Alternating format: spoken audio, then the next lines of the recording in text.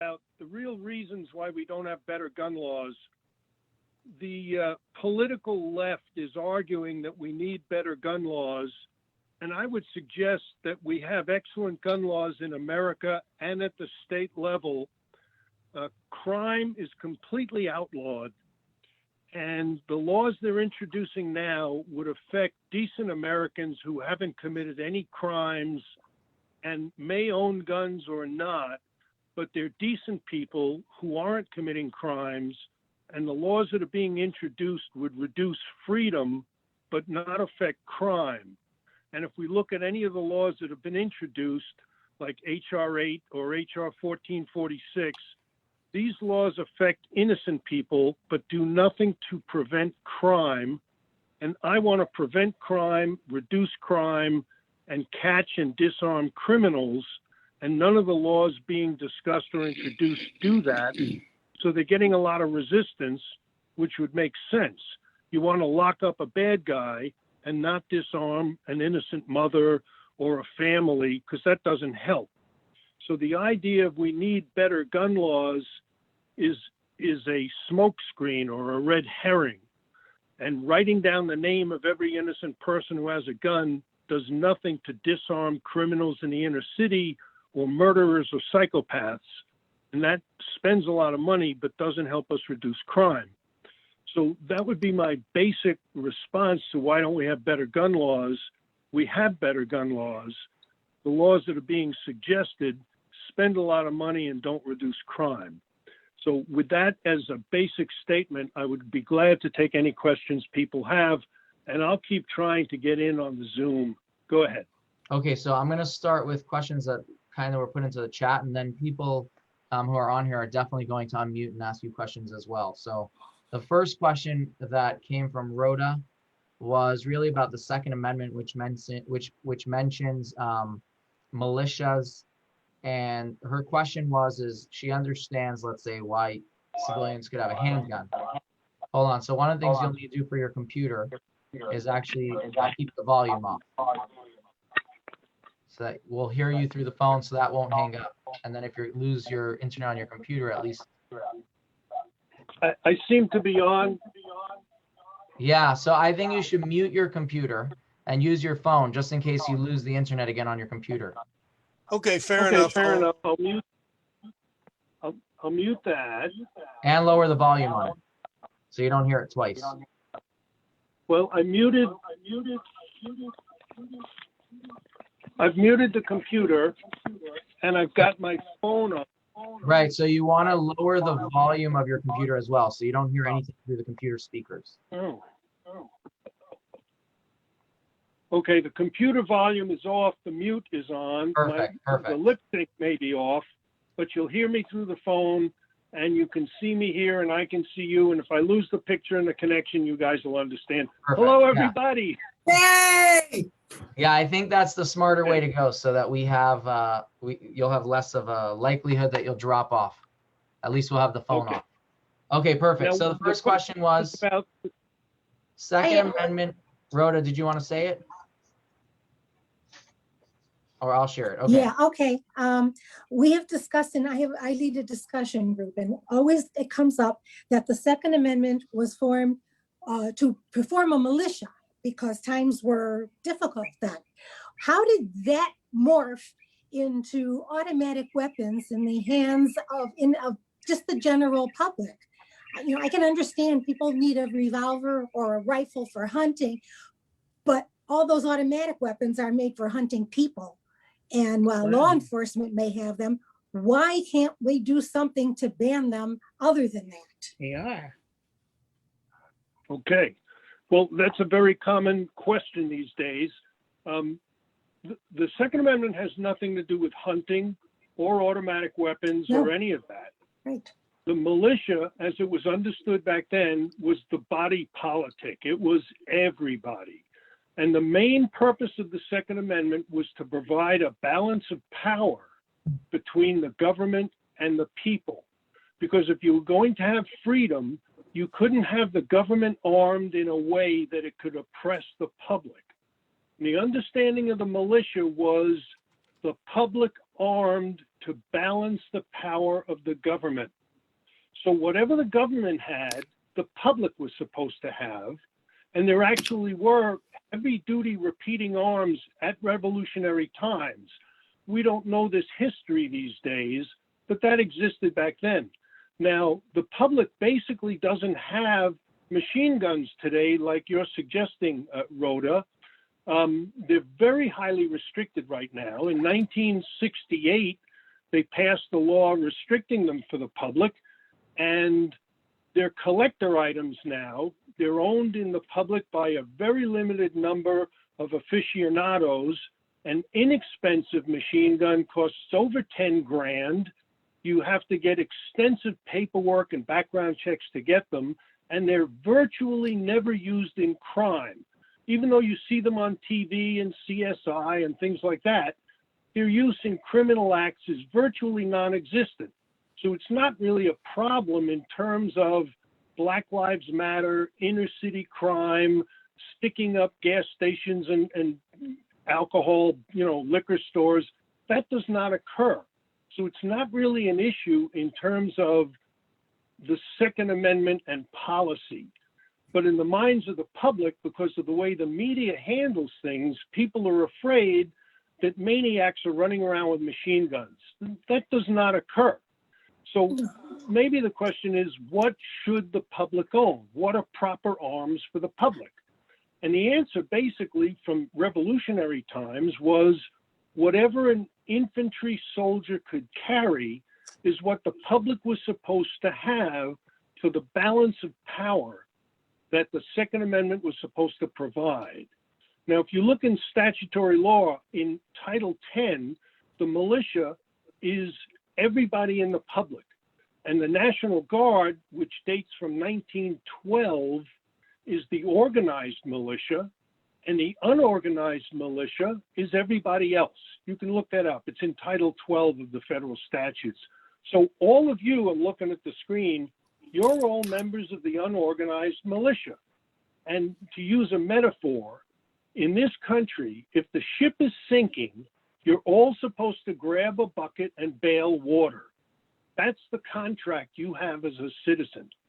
So if, God forbid, and it's never going to happen, if Cuba invades the United States, you're all supposed to pick up the firearms you already have and repel invaders. Now, in the modern day, that's not going to happen. But if it were, you're not supposed to be stuck with just a revolver, because that would be inadequate.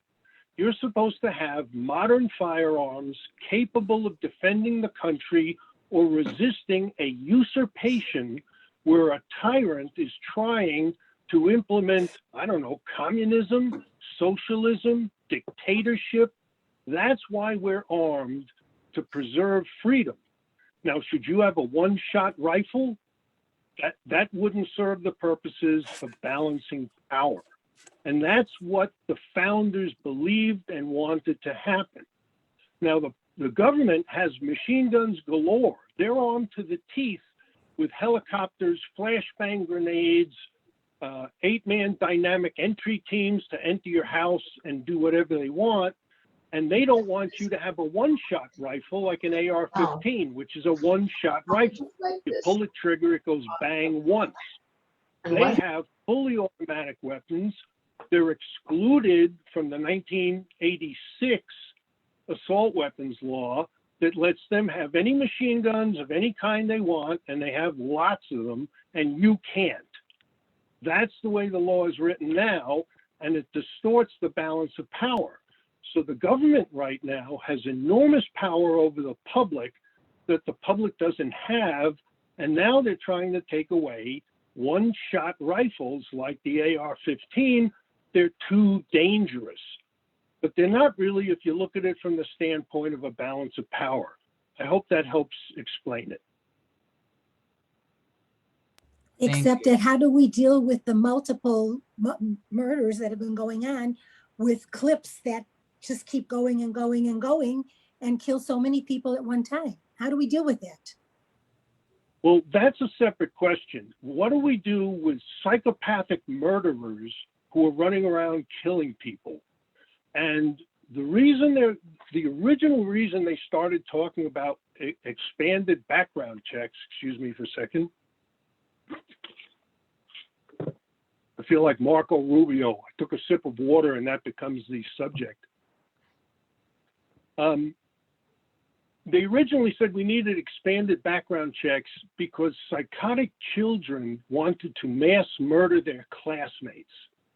So the real question is, why do students want to mass murder their classmates? That's a really good question. And how do we stop that? A background check has no effect on that. There's not even a connection because the students are stealing guns from their parents.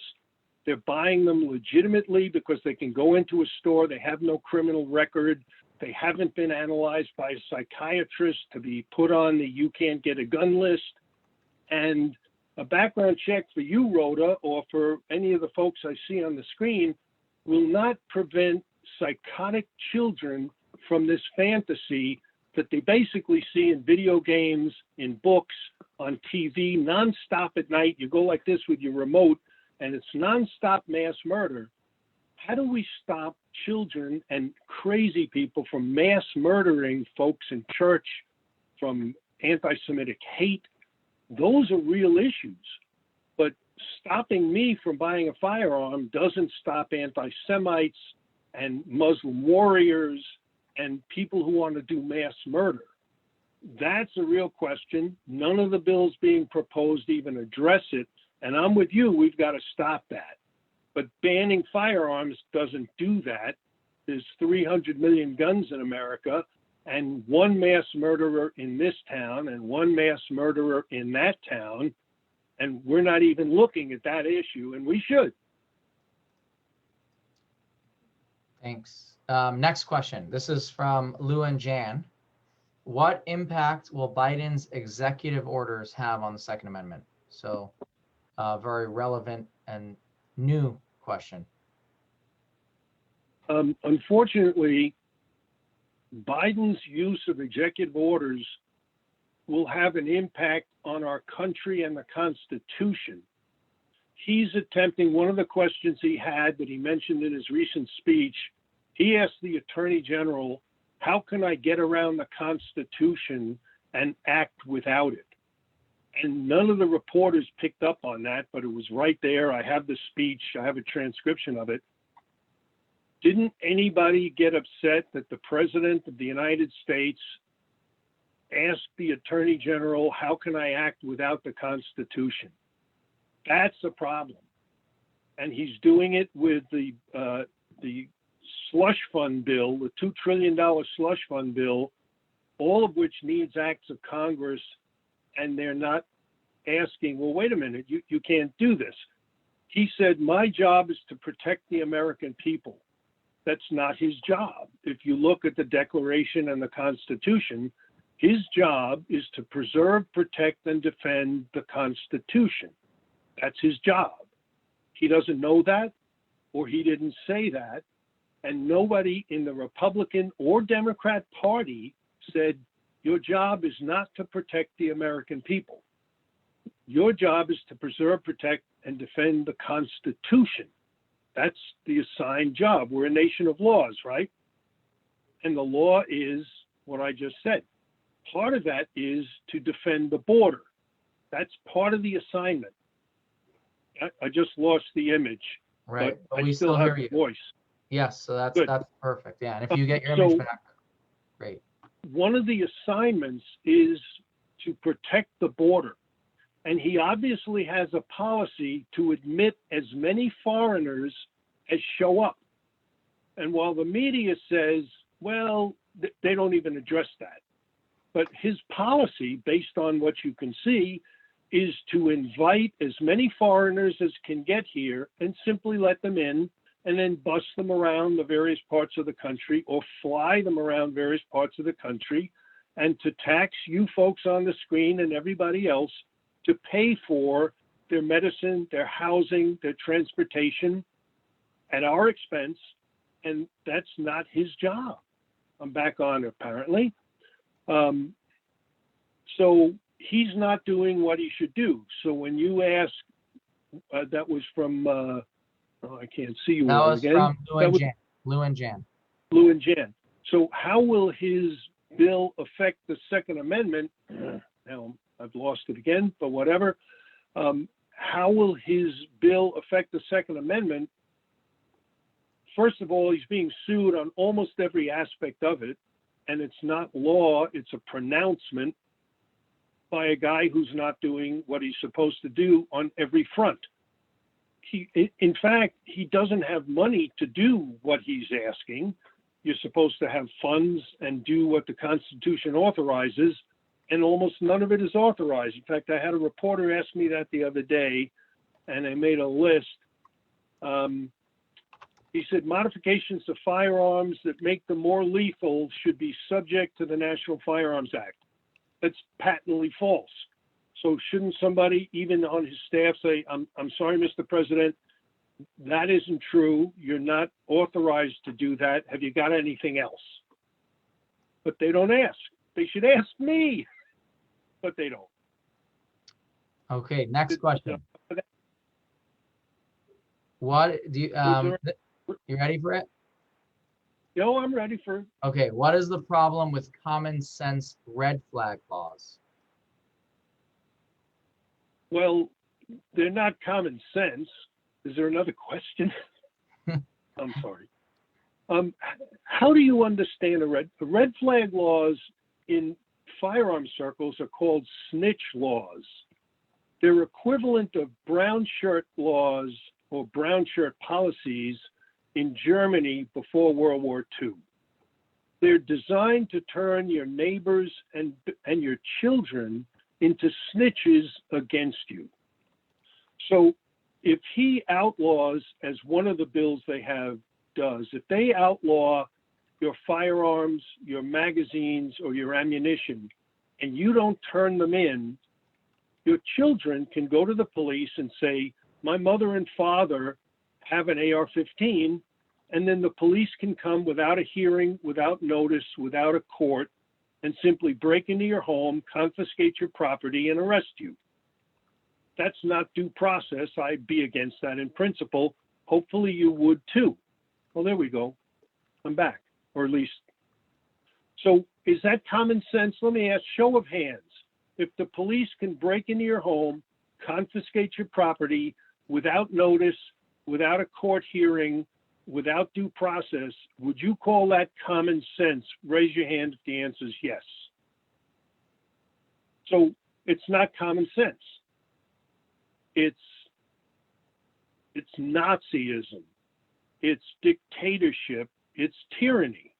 But they call it, the left does this a lot. They call it common sense, which if you've noticed, they've made one word. Common sense is now a complex phrase, not just a pair of words.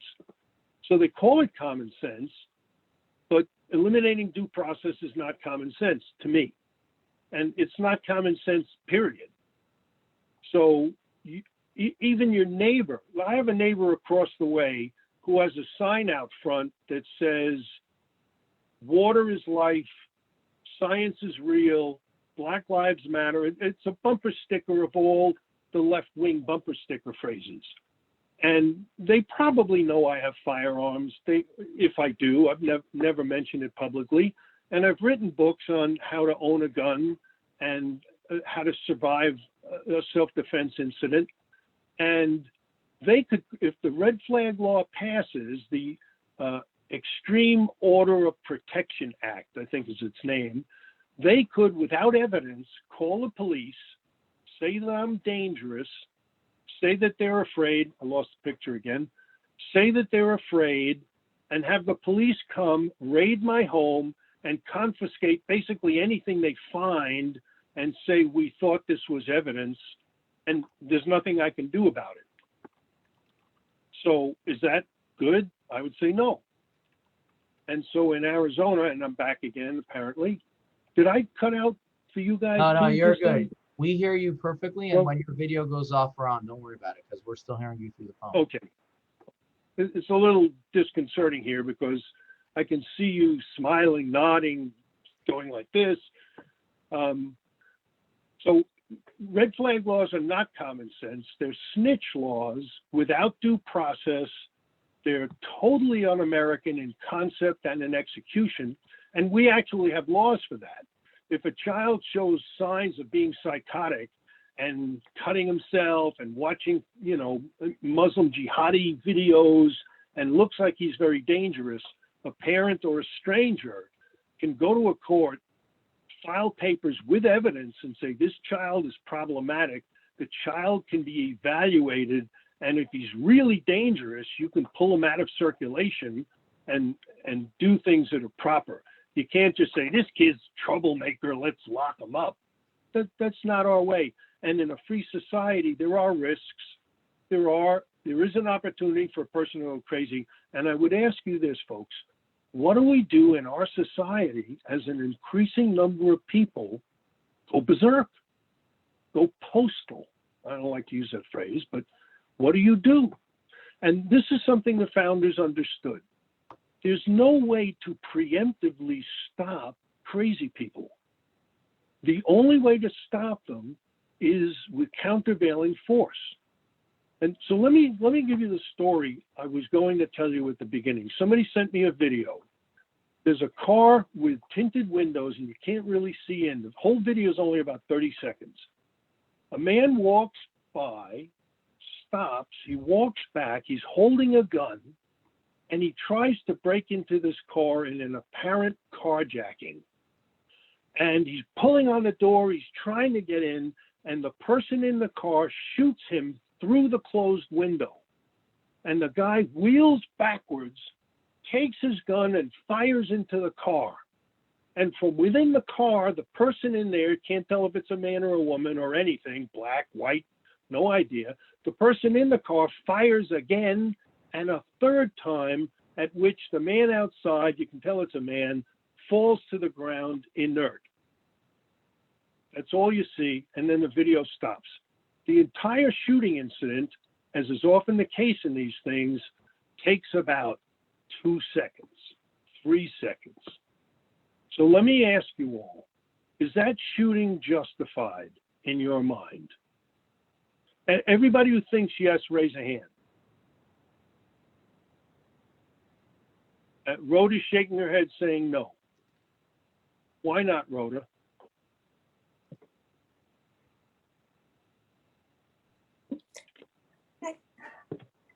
There's just too much going on without knowing what's. I'm sorry. Is this guns and guns and guns? That's all it is. He has the right to defend himself. Yes, he does. He had the right to defend himself after he got shot at. But the first shot got fired, and that's where it started. Right. So the guy walking by, though, there's no apparent justification. He just hauls out his gun and shoots through the window. So that guy seems like an unjustified shooting. Mm-hmm. And the guy in the car seems to me like he's at mortal risk. And he's in the car, and the guy inside has a gun and is shown malintent. The guy in the car fires back in apparent self-defense. That's the way I would view it based on the limited set of facts. Anybody else have a comment on that? We don't know what his, this is Myra Baum. We don't know what license plate he saw.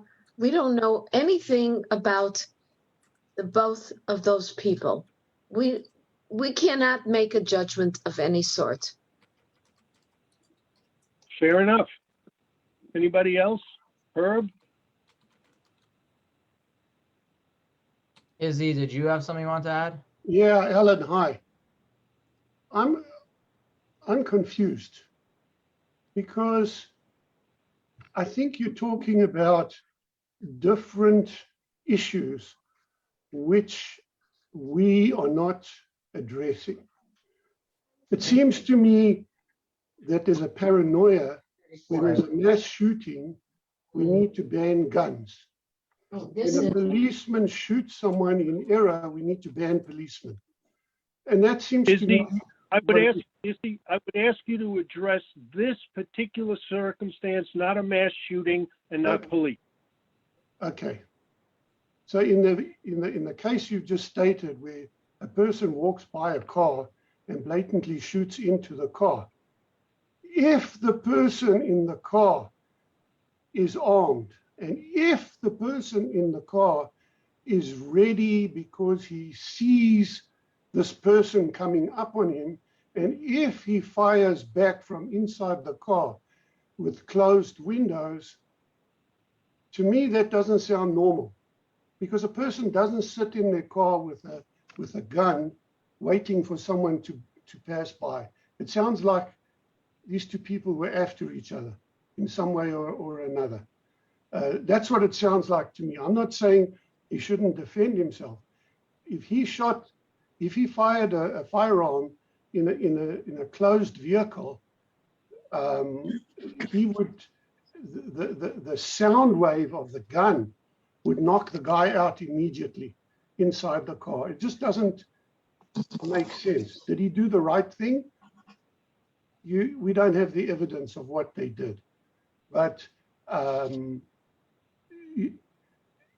I have other issues on gun ownership and what I feel is the problem in society, and I'll come back to that. But I don't think Issy brings up some very interesting points, because we have incomplete information. There's no doubt about that. And they may have known each other. That's one of the first things that comes up. People will ask me, if I find somebody in my house, can I shoot them? I get that question a lot. And the first thing I ask is, did you know the person? Did you invite them to your house? What were they doing? You know, is it a guy who's there to meet your wife and you didn't know? So maybe the two people in the car knew each other. Maybe the guy in the car was waiting for the guy who walked by.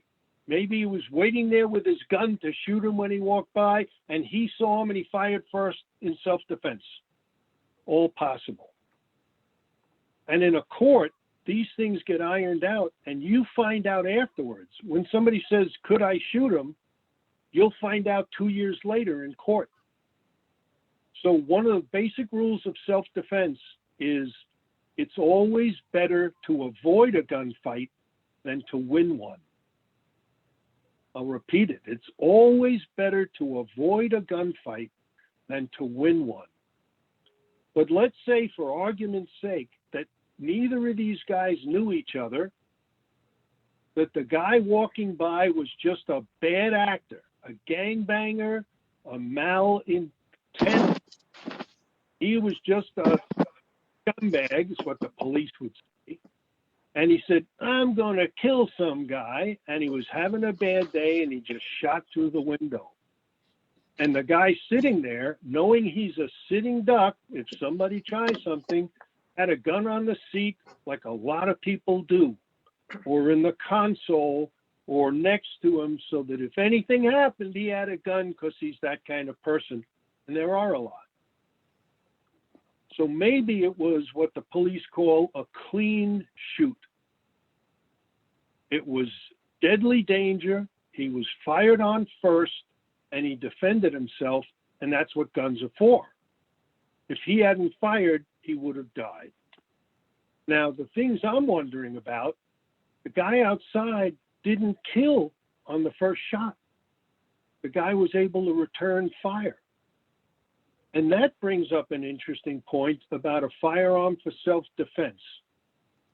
The guy in the car didn't stop the perpetrator with the first shot. And this is a question I get all the time. What kind of a gun should I get? People ask me that a lot. And it's, what's the best caliber? It's not about caliber. It's about shot placement. It's about shot placement. This guy fired back if they didn't know each other, to address Issy's point. This was just a bad actor in a bad neighborhood who said, screw it, I can shoot this guy. The guy in the car didn't stop a murderer with his first shot and only fired once.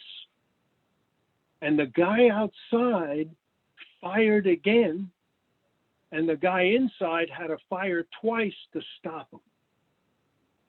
So from a tactical point of view, the guy inside, what the police teach is fire until the threat is over.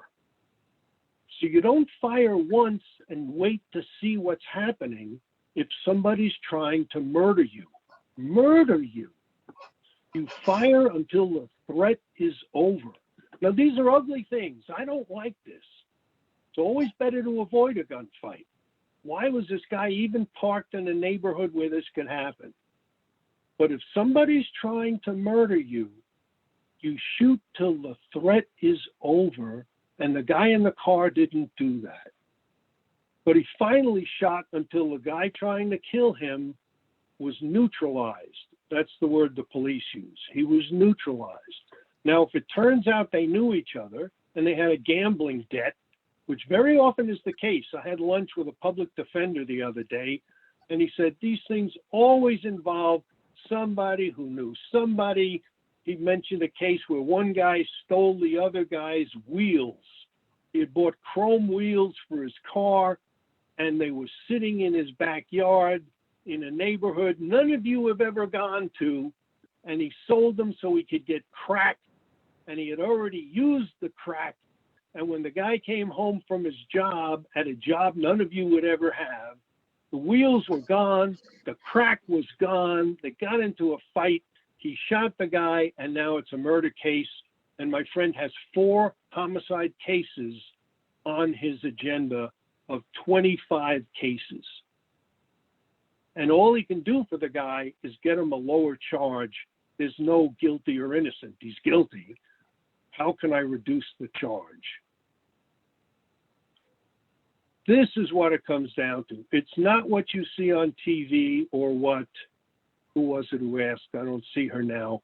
It's Rhoda. It's not about people running around with machine guns. That's TV. That's a subterfuge and a misdirection you get from Anderson Cooper and Don Lemon and Rachel Maddow. That is not what the gun issue in America is about. It's about scenes like I just described and like my public defender friend just described. I asked him, why do you do this kind of work? You're a lawyer. You should have some other kind of job. He said, this is what I know. This is what I do. So it's hard, isn't it? I think you bring up a point that someone asked me privately that I think you can definitely address better. It definitely seems very partisan. The conversation in general about gun rights and gun laws always seems very partisan. Do you ever find a bipartisan part to this? Do you ever find people on one side of the aisle that agree on certain things? Or is it just we're anti-guns, they're pro-guns, however, and then they just want to ram their laws through?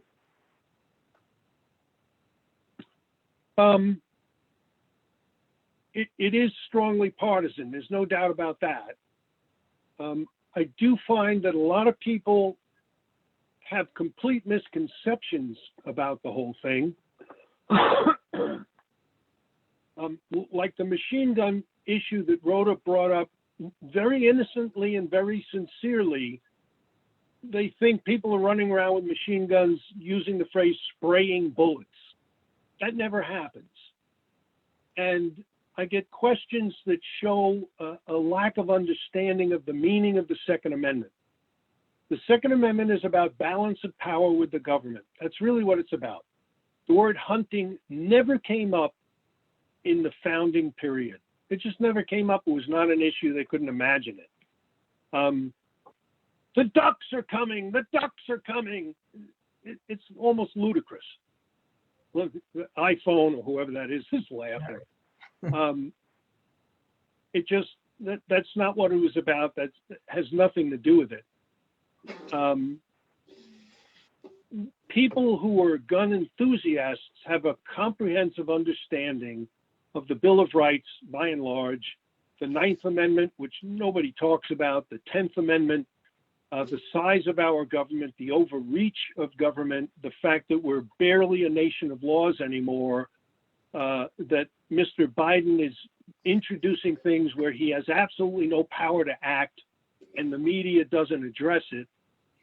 Even the gun community is up in arms over an $800 tax that the Democrats would like to introduce on all guns. They have no power to do it. It's way beyond the pale, and it won't do anything to stop crime. To stop crime, you have to go after the criminals, and none of the bills do that.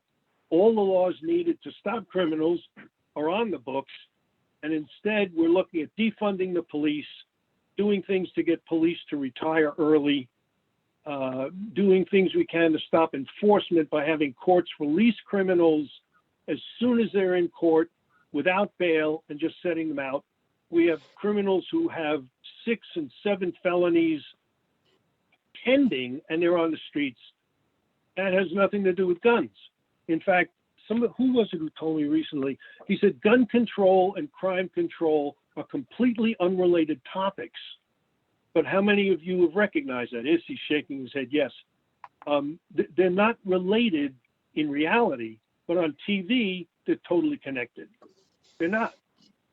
Anything you do to regulate the guns that this rabbi has, or that I know rabbis who understand guns, have them go out and practice, and it's totally unrelated to any gun control that might affect them.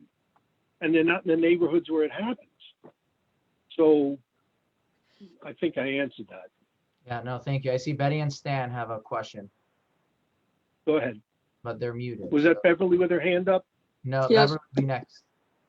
The shooting in Florida where 50 some odd people were killed, that was supposed to be an automatic weapon. I don't know whether you call it a machine gun, but it was an automatic weapon that did that. And you're basically saying we don't have automatic weapons. Let me start with your question about the shooting in Florida. The media constantly talks about shooters and shooting. I'm a shooter. Anybody with a gun is a shooter. There are 100 million shooters in America. That's the word you use for people who go shooting. I think you're talking about the murderer in Florida, a word the media never uses, and the murders in Florida. There was no machine gun used in the Florida incident. And the murderer in Florida needs to be brought to trial if he didn't commit suicide. And he was using one-shot guns like everybody has. Now, you can carry a lot of guns, a lot of ammunition, and reload. Nobody's been taught that when a person is reloading, they're vulnerable. But he was a murderer. And murderers have to be stopped. And how do you know how murderers are stopped? When somebody else with a gun shows up. You're stating that when they said that was an automatic weapon, that was not the case, because that's what the case. They do that all the time. What? They do that all the time. Yeah, but the thing that bothers me is that, you're doing what you're accusing the Democrats of doing. It's either your side or the other side. There doesn't seem to be any room for compromise. Your attitude seems to be everybody who's at fault are all the Democrats, Biden, and everything else. So everything that Trump said, everything that Cruz said, and everything else that came from the right side are right, and everything that comes from the left is wrong. And I don't believe that. I go back to the days when they used to go and fight like hell in Congress and then go out to dinner in the evening. And that's not happening today.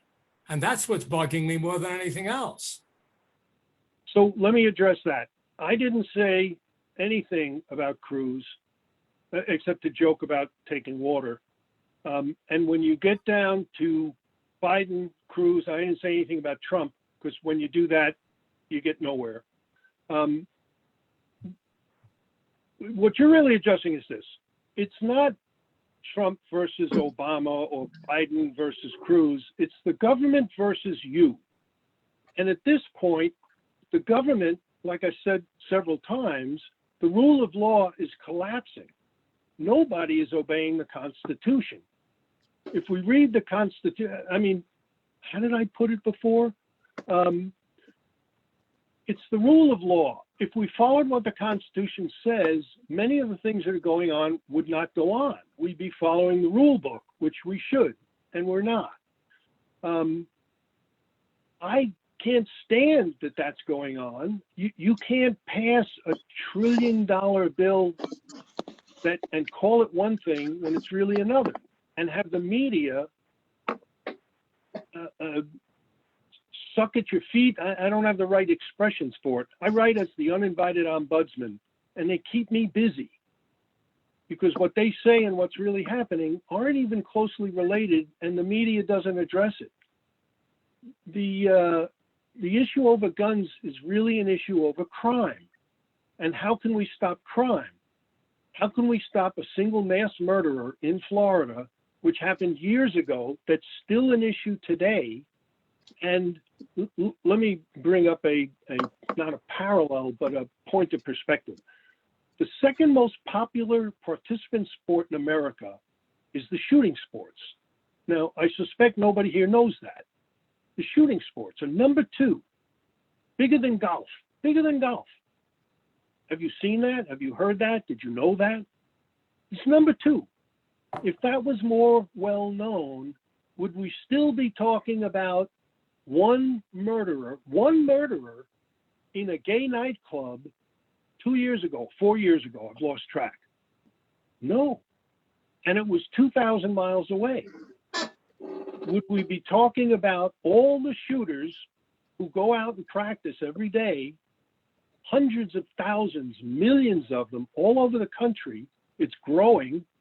The biggest segment are Black people, followed by women, followed by Latinos, the biggest segment by millions and millions of people. There were 2.5 million new gun owners in March. You haven't heard that. None of them are involved in crime. Would that affect the conversation? Of course it would. Is it in the news? It's excluded from the news. And we're still talking about one murderer who we call a shooter years ago.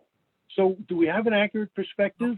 We also Not at all. don't discuss the fact that most of the killings are within families with guns. The killings— They're not killings, they're murders. There are more killings of individuals that don't make it into the newspaper, where the husband shoots the wife shoots the husband, or the girlfriend shoots the husband, or somebody shoots the kids. These are the things that amount to more murders than any of the stuff that we talk about as mass murder. Let me address that. And I generally don't like statistical arguments because the NRA has their statistics, the Brady's have their statistics, to use generic handles, and they don't match. I look at some of the statistics, and there are more self-defense uses of guns than criminal uses of guns. But once again, you don't see, none of us see in public eye the actual uses. There are 2.5 million defensive uses of guns every year. Even the FBI stats, the lowest number is 76,000 defensive uses of guns every year. And those are just cases that are adjudicated in court. That's the National Criminal, I forget the exact name of the survey, but 76,000 is the official number. 76,000 a year, divided by 365, it's a lot. And what you're raising, Stan, is not a gun issue, it's a domestic violence issue, and we should treat it as a domestic violence issue. Why are so many husbands and wives so angry at each other? I'm glad my wife's not here because we got our own issues. Why, and iPhone there is laughing. Why are so many husbands and wives, and you're laughing too, sorry, hun, why are they so angry at each other that they're murdering each other? I have a friend who's a Holocaust survivor. He's in a group I'm in called Jews for the Preservation of Firearms Ownership. And he's a very vivid advocate for gun ownership. And he insists, nobody was killed in the Holocaust. It's a very stark statement. And then he says, they was murdered. And he's adamant about this. He does not like hearing they were killed. They were murdered. And he was there as a child. And his wife stood up for him when one of the guards wanted to shoot him for something innocent he did. She gave him what did he call it? A schmeitz. When he picked up his gun, saved his life. Long story, but he says, they thus murdered with vehemence. They weren't killed. They were murdered. So why are so many Jews against it? He can't stand that. He's a very active member of jpfo.org. If any of you want to get involved, I know a couple of you are. I see some familiar faces. So we call it a gun issue and guns in the home, blah, blah, blah. But guns in the home also save lives. When was the last time you saw a news report that said guns save lives? Guns save lives constantly. But all you see is husband and wife and the line that the Brady's popularized, that a gun in the home makes you less safe. Well, a gun in the home also makes you more safe. And we can fight over statistics, Stan, but does it make you more safe or less safe? Well, it does some of both. You dig out your stats, I'll dig out my stats, and we'll argue forever and get nowhere. It does a little of both. Learn how to shoot, make yourself more safe. I do find it interesting that in England, the Barbies don't carry guns. You know that they Not start. true. Until recently, I know they didn't carry guns. And comparing the United States, which is the linchpin of freedom on the planet, with any other country doesn't really work well. What else do we have that they don't have, that people migrate here in droves? You can't really compare the United States, which is unique, to any other country and say, well, we have this and they have that, and so we're better, they're better. Move to England. Move to England. Why don't you move to England? Because the cops don't carry guns, so I'm moving there? They have a problem with Muslim immigration that is gigantic. Have you seen the Muslim demonstrations with kill all the Jews and all their Islam is the way and the things they're doing over there? Is that where you want to be? You're free to move. I want to. Stan, I want to give someone else a chance because I know it's already 1:42 and I don't want to have people on for so long. I know Izzy had a question, but before we take Izzy's question, Beverly, you had a question, right? Well, I just wanted, the reason I tuned in is because I've listened to this John Lott that I would like you to address because he's so knowledgeable. You talk about statistics, and like you said, everyone has their own statistics. And if you want to just listen to your own, then go to a mirror. But John Lott has done tremendous amounts of studies on this. And you talk about the proportion of self-defense murders or killings that were avoided because people did have guns. And I also want to bring out how this is all out of proportion. You would know, I don't know the numbers, but you would know that more people are killed by knives than they are by guns. Why are we discussing guns? You know, if you wanted to, so it's almost like a political thing instead of a realistic, idea that for some reason the left is against guns, and you have so many people in the United States who, like you said, it's the second most common sport, and they don't want their guns taken away. Plus, we've also noticed that countries where the guns are confiscated, the next step is what? Dictatorship. Genocide. Let me address that in broader terms. John Lott's a personal friend of mine. I know him. We correspond. He's an eminent scholar. He's done all the research. If you look up John Lott, you'll find tons of things. Get all the numbers you want. Very highly researched. He makes a compelling argument. If you like the statistical arguments, I tend to avoid them, and I get dinged for that. I think it rests more fully on logic, law, history, culture, personal preference, freedom, balance of power, non-statistical arguments, and the people taking your guns are armed. So I can't brook the idea that the numbers suggest you must be powerless or we must disarm you and we have guns, and taking guns is done by force. It's not an option. We're armed, we're taking your guns. Let me do this in a metaphorical way. It's easy to imagine a world without guns, totally without guns. You just go back in time to before there were guns, right? And what did you have? Julius Caesar, Genghis Khan, Vlad the Impaler. my preference, Xena, the warrior princess. You can imagine a world without guns. And it was a bloodier, more cruel, more terrible world. And Cain used a rock, if you want to go to the Bible. People are brutal and cruel and they kill each other. That's the way it works. I don't like it. At heart, I'm a utopian pacifist. I want a world of perfect peace and harmony and everything flowers and light. And until we get there, you have to be able to repel a lion and a bear and a guy who's going to shoot you through the window for no apparent cause. Maybe there was a cause, but you saw the kid who shot the cops who were just sitting there. And maybe he had reason, maybe he was justified in a cultural environment. I wish it wasn't so. But if all the guns magically disappeared, the communist Chinese would make more. The communist Chinese are not our friends. They have announced they want to establish a dictatorship across the world. And they don't like Jews. They don't like Jews. They don't like Muslims. They're committing genocide on Muslims on their own land right now, and the world is turning a blind eye. And Jews aren't welcome in China. And nobody's trying to break into China. They're all trying to break out. Same for Cuba and Russia. It's a dangerous place. So if all the guns magically disappeared, Brazil makes guns. They make good guns. Italy makes guns. You'll have an iron river shipping guns into the United States if we outlaw guns totally. And you think they get cocaine in here easily?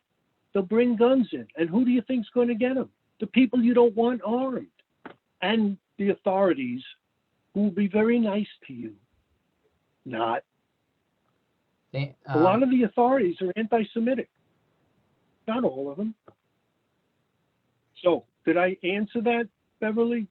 Yeah, and yes, no, you did. And the most important thing is that we have to protect ourselves, because when you read these articles of, let's say, journalists or the legislators where they're saying they're against guns, they're the first ones who are protecting themselves with their own guns.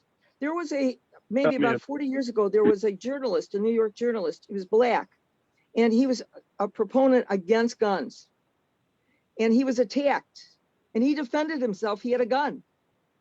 Right. It was the most embarrassing thing. I don't remember his name. It started, and I just don't remember his name. So all these people in government, not all, but many in government who are against guns, who are for gun legislation, they're being protected by the FBI. They have, different people to protect them. So they can say whatever they want, but you and I don't have that. Yeah, God help those who help. Let's get Izzy's last question in, or points, and then. Okay. I just want to address the group that to have a gun or a firearm for self-defense, in my opinion, is a myth. Is a what? It's a myth. You are putting yourself in more danger if you own a firearm and you have no clue how to use it. We didn't say not to. Hold on, we'll let him speak his point, and then and then Alan can reply.